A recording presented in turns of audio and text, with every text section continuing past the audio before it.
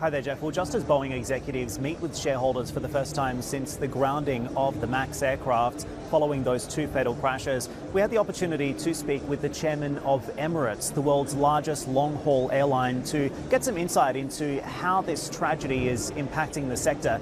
He told me that it has resulted in a significant loss of profitability for Emirates' sister airline, Fly Dubai, which of course has Max 8s in its fleet and has more on order. He told me he's now looking for compensation as a result of that loss of profitability. And he also added that the airline may even consider alternative Airbus aircraft to make up for some of those lost Boeing planes. Listen in. I could say that it really costs some of the airline a lot of cost, a lot of profitability also when we think. I mean, I take, for example, Fly Dubai. They have to ground 14 aircraft today. We have a big number of the Max coming to the airline, nearly 100 aircraft. So also that doesn't make me sit down doing nothing. So for example, I have to look into a similar type of aircraft, let's say with the Airbus, to see, could be the A320, the A321 could be.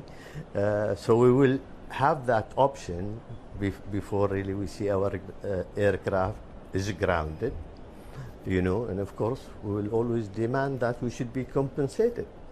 Will you be cancelling any of the Boeing aircraft that you currently have on order? No, it's not about cancelling it. It's if we're talking about the Max, I have to keep my option open and talk also to Airbus about it. Do you think that Boeing could have handled this situation better? It could be the communication should be better. I don't know really the details of except what we hear, and we're very much engaged between the Fly Dubai and also the Boeing to come up with what would be the solution. It's not only about the FAA today who will really certify the aircraft, and you take, for example, IASA will be involved as a European authority, and also other countries who will approve it, and they wanted to ensure that their aerospace will be really free from any accident that could happen within their aerospace. Has this changed the sector? I think it will be a lot of pressure on the FAA and what they do next with the Boeing and certifying any aircraft.